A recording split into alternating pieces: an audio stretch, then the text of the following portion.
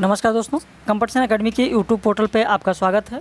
आइए शुरू करते हैं आज की जो टेस्ट सीरीज़ दी गई है 5 अक्टूबर को आप लोगों को, जिसमें 50 प्रश्न हैं और कंप्लीट सिलेबस का ही है, संपूर्ण पाठ्यक्रम का है। 50 प्रश्न इसमें हैं और इसको आप लोग देखते हैं कि किसने कितना सही किया है। ये टेस्ट सीरीज़ पहले भी कराई जा चुकी है, जो पुराने मेंबर्स हैं वो जानते होंगे, उन्होंने किया भी होगा। जो नए मेंबर्स हैं वो ध्यान दें। देखिए, पीडीएफ में सारी चीज़ें नहीं होती हैं, कुछ चीज़ें होती हैं जो अलग से भी बताई जाती हैं, समझाई जाती हैं आप लोगों को। जैसे यहाँ पर प्रश्नोत्तरी में भी आप देखेंगे, अभी मैं बहुत सारी चीज़ें आपको बताऊँगा, तो कॉपी पेन लेकर बैठें ताकि उस चीज़ को लिख सकें। जैसे जो नए मेंबर हैं, 5 अक्टूबर को अभी आज ही एडमिशन हुआ हुजैमा शाह का। हुजैमा ध्यान दें, पूनम मलिहाबाद से हैं, पूनम है, रुचि सिंह है, गीता किरण है, लाजवंती हैं, संगीता हैं, आलोक हैं, रोहित, दिव्या, उपदीप, समता रानी, दीपा, मीना, पूजा, जितने भी लोग हैं, बद्रीलाल हैं, एकता रानी हैं, दिनेश हैं, ये सभी लोग ध्यान दें कि कॉपी पेन लेकर आप लोग बैठा करिए ताकि जो भी चीज़ें अलग से बताई जाएं उन्हें आप लोग लिख सकें। तो चलिए आज की प्रश्नोत्तरी शुरू करते हैं और वीडियो जब समाप्त हो जाए, वीडियो के अंत में आप अपनी प्रश्नोत्तरी से, अपनी टेस्ट सीरीज से आप मिलाकर ज़रूर बताइएगा कि आपके 50 में कितने प्रश्न सही थे। तो चलिए प्रश्न संख्या 1 की ओर चलते हैं। निम्न में से असत्य विकल्प कौन सा है? अवधि का विकास अर्धमागधी अपभ्रंश से हुआ, सही है। नंद दुलारे वाजपेयी ने रासो शब्द की उत्पत्ति रसिक से मानी है। काव्य अलंकार भामा की रचना है। गोकुलनाथ की रचना 84 वैष्णवन की वार्ता है। इसमें से आपका बी गलत है, क्योंकि नंद दुलारे वाजपेयी ने रासो नहीं बल्कि रास शब्द से उत्पत्ति मानी है। किससे मानी है? तो रास शब्द से उत्पत्ति मानी है। रासो शब्द से उत्पत्ति किसने माना है? तो नरोत्तम दास ने माना है। तो अब आप खुद देख रहे हैं कि यहाँ पर आपका एक प्रश्न और तैयार हो गया। नंद दुलारे वाजपेयी ने रास शब्द से माना और रासो शब्द से जो दिया गया है इसमें, तो रासो की बात करें तो नरोत्तम दास ने माना, रसिक शब्द से भी नरोत्तम दास ने माना है, ध्यान रखिएगा। तो यहाँ पर आपका उत्तर होगा 1 का बी। निम्न में से असत्य विकल्प कौन सा है? विकास की दृष्टि से प्राकृत की पूर्वकालीन अवस्था को अवहट्ट कहते हैं, नहीं। क्या प्रकृति से पहले अवहट्ट थी? पूर्वकालीन अवस्था है, नहीं। प्राकृत की पूर्वकालीन अवस्था पाली है, अवहट्ट नहीं है बल्कि पाली है। सिंहासन बत्तीसी लाल चंद्रिका लल्लूलाल की रचना है, सही है। मुक्तिपथ इलाचंद जोशी का उपन्यास है, सही है। वैदेही वनवास में कुल सर्गों की संख्या 18 है, सही है।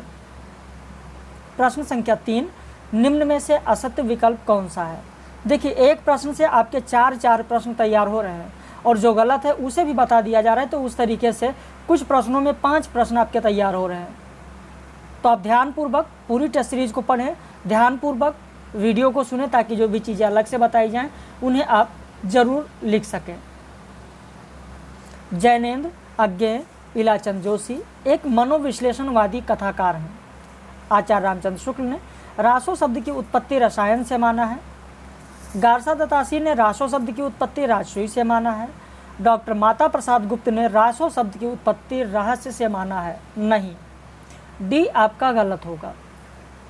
डॉक्टर माता प्रसाद की अगर बात करें तो डॉक्टर माता प्रसाद गुप्त हैं, हजारी प्रसाद द्विवेदी हैं और डॉक्टर दशरथ शर्मा हैं, डॉक्टर विश्वनाथ प्रसाद मिश्र हैं, चंद्रवली पांडे हैं। इन लोगों ने रासक शब्द से माना है, रासों से नहीं माना है, रासक से माना है। कविराज श्यामल दास, डॉक्टर काशी प्रसाद जायसवाल, इन लोगों ने रासो शब्द की उत्पत्ति रहस्य से माना है। अगर आपने पढ़ा होगा तो रिवीजन आपका हो जाएगा, बहुत अच्छा रिवीजन हो जाएगा, कोई दिक्कत नहीं है। प्रश्न संख्या 4, खड़ी बोली का एक रूपांतर उर्दू है, कथन किसका है? यहाँ पर आपका सही उत्तर होगा ए, बद्रीनाथ भट्ट। खड़ी बोली का एक रूपांतर उर्दू है, किसने कहा है? तो बद्रीनाथ भट्ट ने कहा है। हाँ, गंगा प्रसाद अग्निहोत्री ने भी कहा है। क्या कहा है इनके बारे में? गंगा प्रसाद अग्निहोत्री का बहुत ही महत्वपूर्ण कथन है कि भाषा की उत्पत्ति का पता मुद्रालयों से भी लग सकता है। ऐसा कथन गंगा प्रसाद अग्निहोत्री का है। जबकि विष्णु दिगंबर ने क्या कहा, तो इनका कथन भी बहुत महत्वपूर्ण है आप लोगों के लिए कि जब तक मातृभाषा की उन्नति न होगी तब तक संगीत की उन्नति नहीं हो सकती है। यह कथन विष्णु दिगंबर का है। वहीं चंद्रवली पांडे का भी बहुत महत्वपूर्ण और पूछा भी जाता है, हिंदी किसी के मिटाने से मिट नहीं सकती, कथन किसका है? तो चंद्रवली पांडे का है। तो इस तरीके से 4 विकल्प हैं और चारों में किसने क्या कहा वो मैंने आपको बताया। इसके अलावा मैं प्रेमघन की बात करूं अगर, तो प्रेमघन का भी बहुत ही महत्वपूर्ण कथन है, पूछा जाता है बद्रीनारायण चौधरी प्रेमघन का। उन्होंने कहा है कि हमारी भारती की शैशवा अवस्था रूप ब्राह्मी या देववाणी है। प्रेमघन ने कहा कि हमारी भारती की शैशवा अवस्था रूप ब्राह्मी या देववाणी है। उसकी किशोरावस्था वैदिक भाषा और संस्कृत उसकी यौनावस्था की सुंदर मनोहर छटा है। किसने कहा? तो बद्रीनारायण चौधरी प्रेमघन ने कहा है। प्रश्न संख्या 4 देखें, निम्न में से असत्य विकल्प कौन सा है? रस गंगाधर में पंडित राज जगन्नाथ ने शाहजहां की प्रशंसा की है, सही है। हंसराज रहबर की आत्मकथा मेरे 7 जन्म 3 खंडों में प्रकाशित हुई, सही है। दूसरा दरवाज़ा लक्ष्मी नारायण लाल के नाटकों का संग्रह है, सही है। प्रेमचंद के सेवा सदन उपन्यास का उर्दू शीर्षक चौगाने हस्ती है, नहीं, गलत है। प्रेमचंद के जो उपन्यास हैं, इनके 4-5 उपन्यास हैं जिनके बारे में खूब प्रश्न पूछा जाता है। एक तो चौगाने हस्ती जो कहा गया, यह रंगभूमि का है, सेवा सदन का नहीं है बल्कि रंगभूमि का है। आप सभी लोगों को, जितने भी साहित्य के विद्यार्थी हैं उनको पता होगा, रंगभूमि का उर्दू शीर्षक चौगाने हस्ती है। रंगभूमि उपन्यास को भारतीय जनजीवन का रंगमंच कहा जाता है। रंगभूमि को भारतीय जीवन का रंगमंच कहा जाता है। डॉक्टर बच्चन ने रंगभूमि उपन्यास को गांधीवादी जीवन दर्शन का महाकाव्यात्मक उपन्यास कहा है, यानी एपिक नॉवेल। हो सकता है ऐसा भी प्रश्न आपसे पूछा जाए कि प्रेमचंद के किस उपन्यास को एपिक नॉवेल कहा जाता है, तो रंगभूमि को एपिक नॉवेल कहा जाता है। गांधीवादी जीवन दर्शन पर आधारित ये महाकाव्यात्मक उपन्यास है। इसके अलावा और 3 कौन से हैं जो महत्वपूर्ण है आपको बता दें। प्रेमाश्रय उपन्यास का उर्दू शीर्षक है गोसियाए आफियात। सेवा सदन का बाजारे हुस्न। वरदान का जज्बे इशार। तो इनको ध्यान रखिएगा, सेवा सदन, बाजारे हुस्न, वरदान, जज्बे इशार, प्रेमाश्रय, गोसियाए आफियात, रंगभूमि, चौगाने हस्ती। प्रश्न संख्या 6 देखें, निम्न में से असत्य विकल्प कौन सा होगा? भूमिजा रघुवीर शरण मिश्र की रचना है। भाषा और संवेदना रामस्वरूप चतुर्वेदी की रचना है। कविता की तीसरी आंख प्रभाकर श्रोत्रिय की रचना है।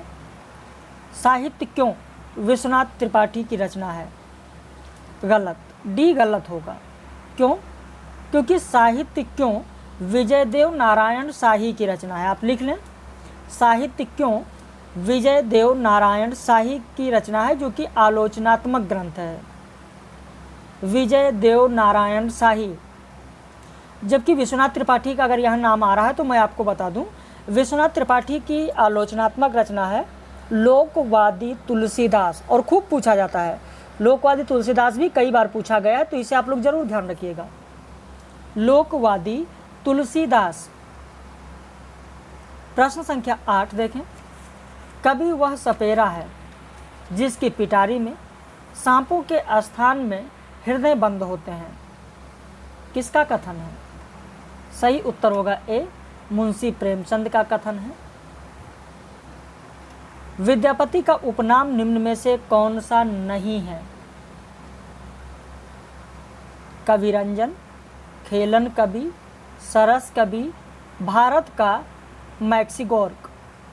तो इसमें से डी नहीं होगा, भारत का मैक्सिगोर्क विद्यापति का उपनाम नहीं है। लेकिन अब आपके दिमाग में यह सवाल उठता होगा कि आखिर में भारत का मैक्सिगोर्क किसे कहा गया है? अगर ये विद्यापति का नाम नहीं तो फिर है किसका? तो आप ज़रूर लिख लें, भारत का मैक्सिगोर्क प्रेमचंद को कहा जाता है। भारत का मैक्सिगोर्क प्रेमचंद को कहा जाता है। प्रश्न संख्या 9, निम्न में से कौन कहानी विधा की रचना नहीं है? घर घुसरा, मनहर चौहान, चल खुसरो घर आपने, मिथिलेश्वर, आदमी, औरत और औरत, नीलाक्षी सिंह, ढाई घर, गिरिराज किशोर। तो इनमें से सब कहानी विधा की रचना है, सिर्फ डी को छोड़कर, क्योंकि ढाई घर उपन्यास है। गिरिराज किशोर का ढाई घर उपन्यास है। देखिए, घर से संबंधित जब बात हो रही है तो आपको बता दें, बेघर उपन्यास, जहाँ ढाई घर की बात हो रही गिरिराज किशोर का है, वहीं आप लिख लें, कॉपी पेन तो आपने ले रखा होगा। बेघर उपन्यास ममता कालिया का है। चिड़ियाघर उपन्यास गिरिराज किशोर का है।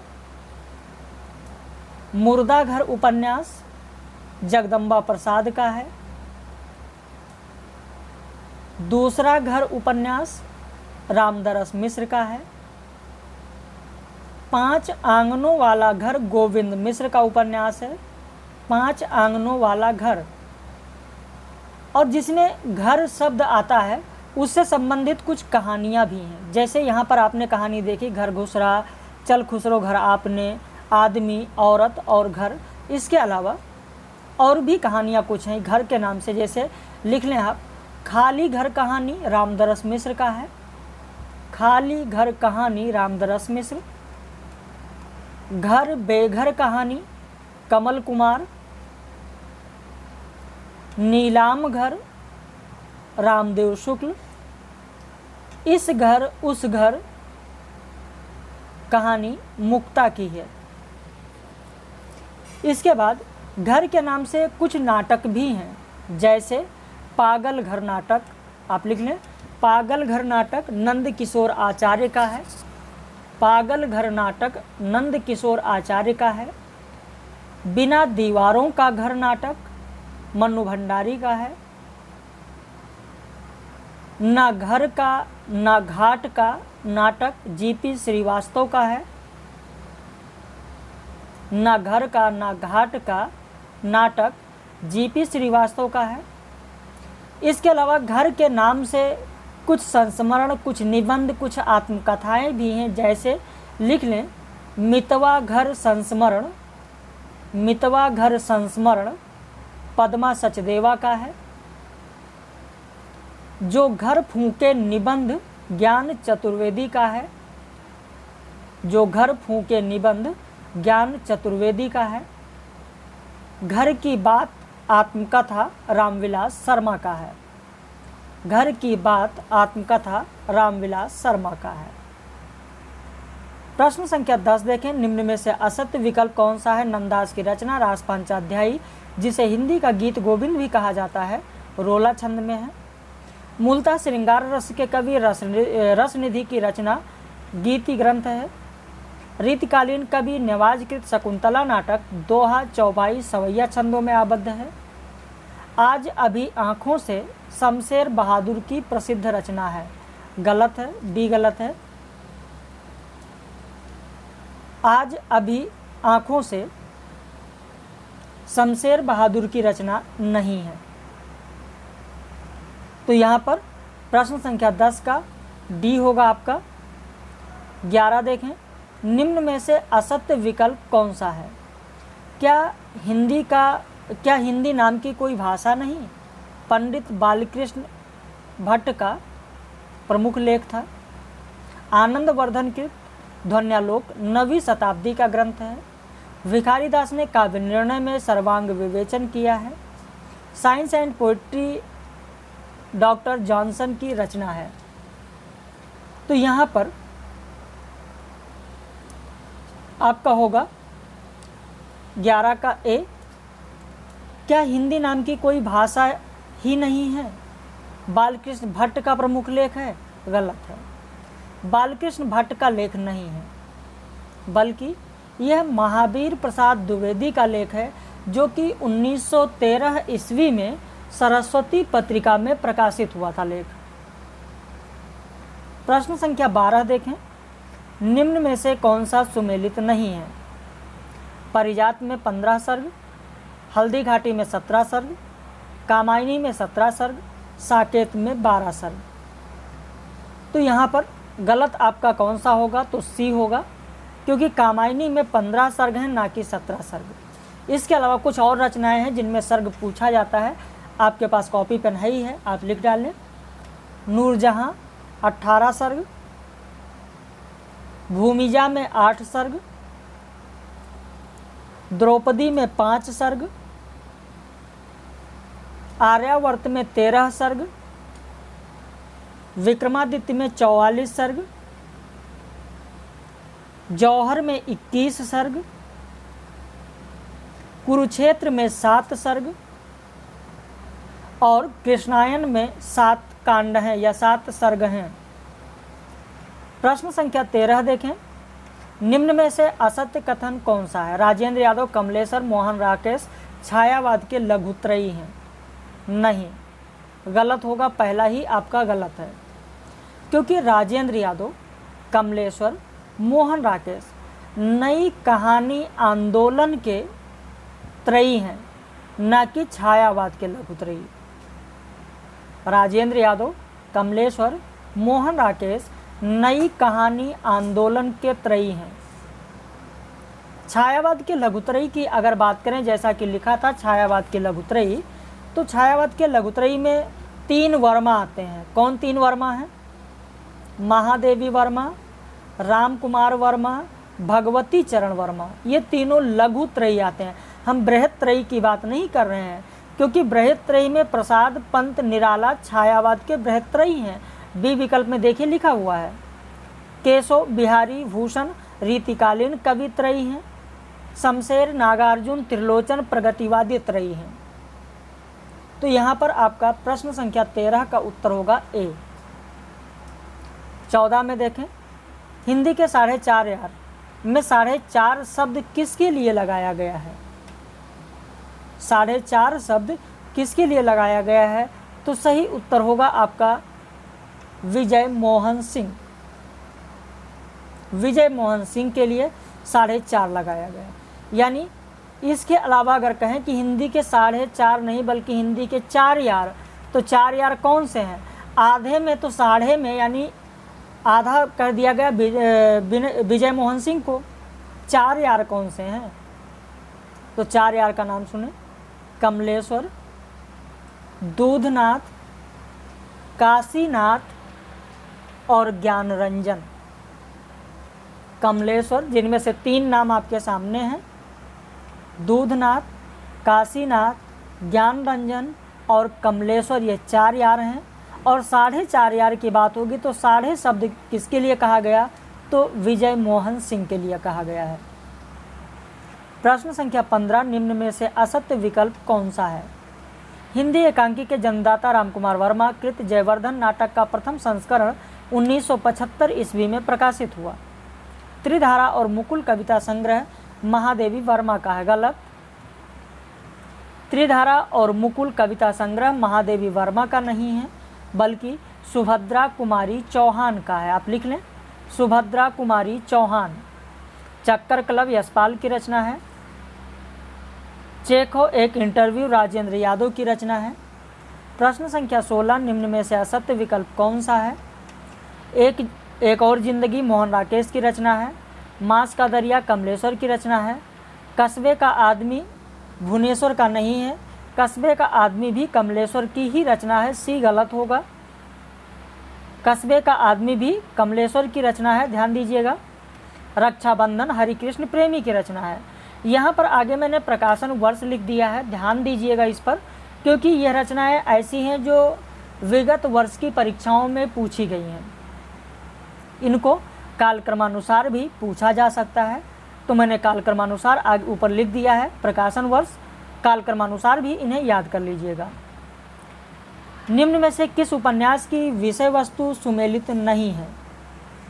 अनामदास का पोथा औपनिषदिक आख्यान सही है। अपना मोर्चा किसान आंदोलन गलत है, क्योंकि अपना मोर्चा किसान आंदोलन नहीं बल्कि छात्र आंदोलन है। इसका विषय वस्तु है छात्र आंदोलन। दिलोदानिश का विषय मुस्लिम संस्कृति, मुझे चांद चाहिए का विषय रंगमंच और सिनेमा संसार।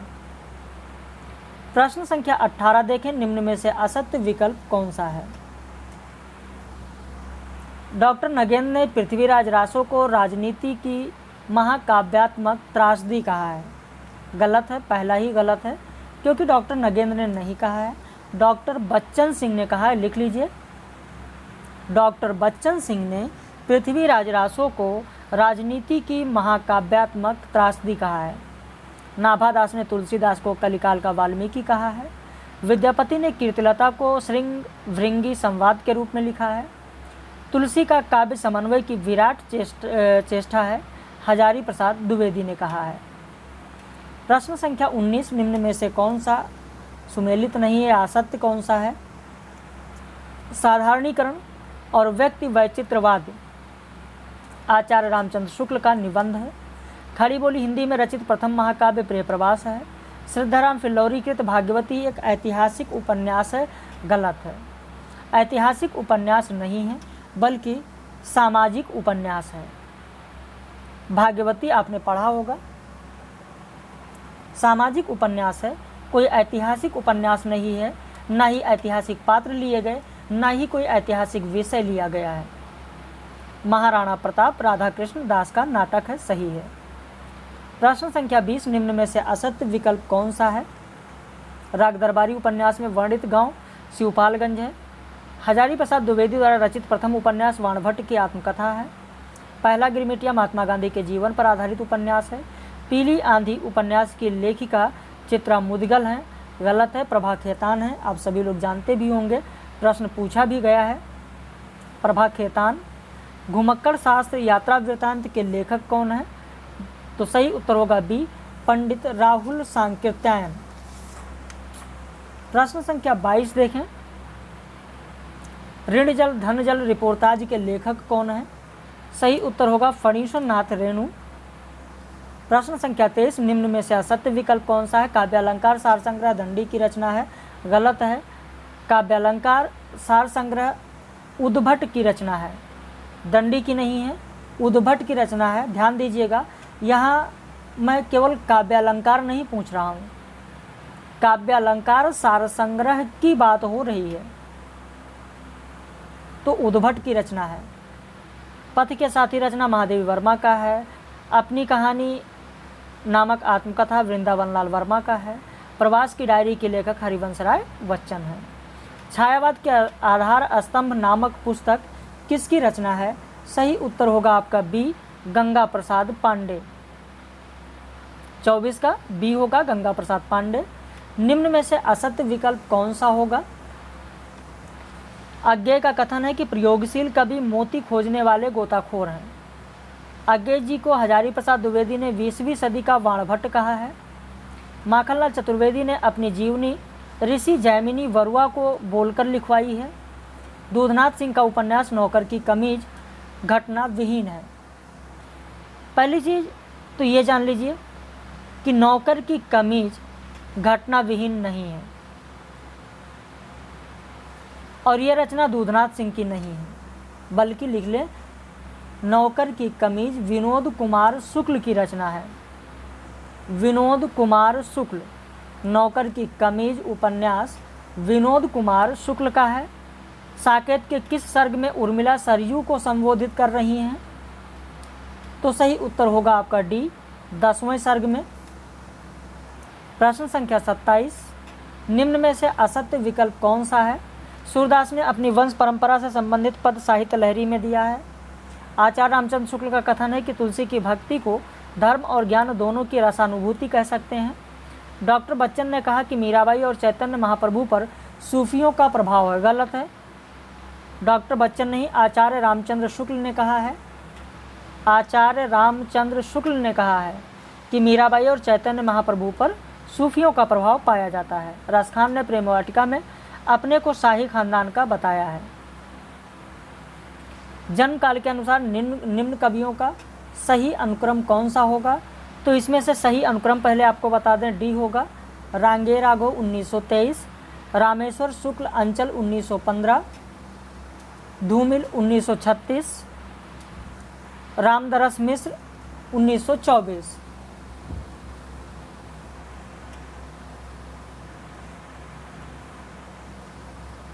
इसको सही कर लीजिएगा आप।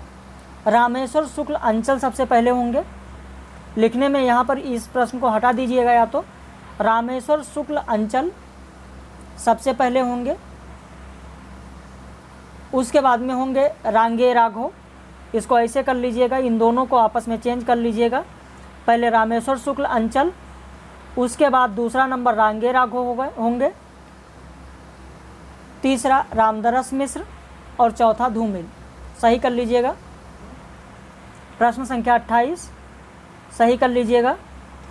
प्रश्न संख्या 29, भारतेंदु कर गए भारती की वीणा निर्माण किया अमर स्पर्शों ने जिसका बहुविध स्वर संधान। उपर्युक्त पंक्तियाँ किसकी हैं? तो सही उत्तर होगा सी, सुमित्रानंदन पंत की पंक्तियाँ हैं। 29 का सी होगा, सुमित्रानंदन पंत की पंक्तियाँ हैं। हिंदी की पहली वैज्ञानिक कहानी कौन सी है? तो सही उत्तर होगा चंद्रलोक की यात्रा। हिंदी की पहली वैज्ञानिक, देखिए पहली कहानी नहीं पूछा गया बल्कि पहली वैज्ञानिक कहानी पूछा गया है। शब्दों पर ध्यान दीजिए, जल्दबाजी ना करें। हमारे टेस्ट सीरीज में जल्दबाजी करेंगे होंगे अगर आप, तो आपके ज़्यादा से ज़्यादा प्रश्न गलत हो जाएंगे, सही होने के बजाय गलत हो जाएंगे। हिंदी की पहली कहानी नहीं बल्कि पहली वैज्ञानिक कहानी पूछी गई तो चंद्रलोक की यात्रा है। निम्न में से असत्य कथन कौन सा होगा? हिंदी के प्रथम संस्मरण हरिऔध का संस्मरण है, बालमुकुंद गुप्त ने लिखा है। हिंदी का प्रथम रेखाचित्र पद्म पराग है जो कि पद्म सिंह शर्मा का है। हिंदी में प्रथम यात्रा वृत्तांत लंदन यात्रा है जो कि श्रीमती हरदेवी का है। हिंदी के प्रथम रिपोर्टाज अल्मोड़े का बाजार है, नहीं। हिंदी का प्रथम रिपोर्टाज लक्ष्मीपुरा है, अल्मोड़े का बाजार नहीं है। लक्ष्मीपुरा है जो कि 1938 ईस्वी में प्रकाशित हुआ शिवदान सिंह चौहान का है, लक्ष्मीपुरा। प्रश्न संख्या 32, निम्न में से असत्य विकल्प कौन सा होगा? जायसी और तुलसी ने ज़्यादातर दोहा चौपाई छंद का प्रयोग किया। सुमित्रानंदन पंत ने कुंडलिया छंद का प्रयोग किया, नहीं। गलत होगा। सुमित्रानंदन पंत ने कुंडलिया नहीं बल्कि रोला का प्रयोग किया है। कुंडलिया का प्रयोग तो राय देवी पूर्ण ने किया है। सुमित्रानंदन पंत ने रोला छंद का प्रयोग सबसे अधिक किया है, कहीं लिख लें। नाथुराम शर्मा शंकर ने कवित्व छंद का प्रयोग अधिक किया है। मैथिली शरण गुप्त ने हरिगीतिका छंद का प्रयोग सबसे अधिक किया है। निम्न में से असत्य विकल्प कौन सा होगा? भक्ति काल के उदय को जॉर्ज ग्रियर्सन ने ईसाइयत की देन बताया। भक्ति काल के उदय को ताराचंद ने अरबों की देन बताया। भक्ति काल के उदय को आचार्य रामचंद्र शुक्ल ने बाहरी आक्रमण की प्रतिक्रिया माना। भक्ति काल के उदय को आचार्य महावीर प्रसाद द्विवेदी ने भारतीय परंपरा का स्वतः स्फूर्त विकास बताया। गलत है, डी गलत है, क्योंकि हजारी प्रसाद द्विवेदी ने बताया है, महावीर प्रसाद द्विवेदी ने नहीं।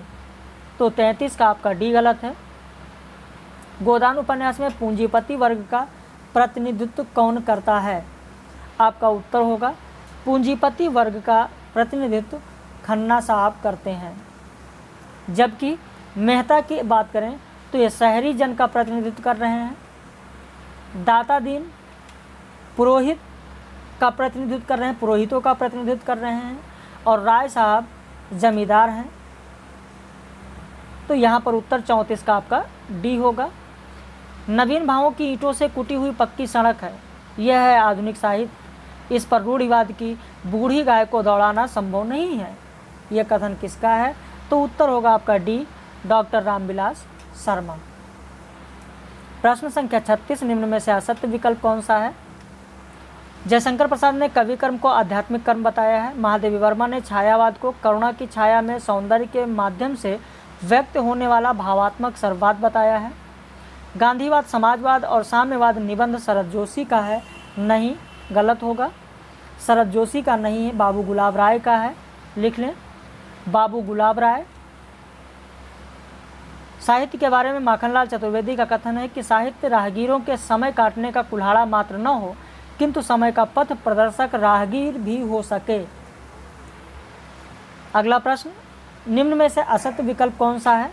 त्रिलोचन को डॉक्टर रमाशंकर शुक्ल रसाल ने अवध का किसान कहा है, गलत है। मुक्तिबोध ने कहा है, रमाशंकर शुक्ल रसाल ने नहीं कहा है, मुक्तिबोध ने कहा है।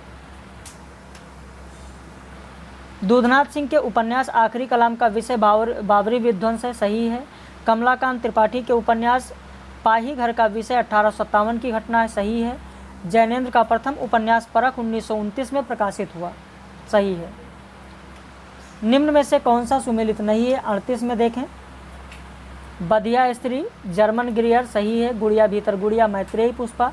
औरत की कहानी, सुधा अरोड़ा। चुकते नहीं सवाल, सरला महेश्वरी, गलत है। चुकते नहीं सवाल मृदुला गर्ग का है, आप लिख लें, चुकते नहीं सवाल मृदुला गर्ग का है।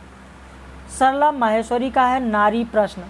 अगर सरला माहेश्वरी की बात करें तो इनकी रचना है नारी प्रश्न।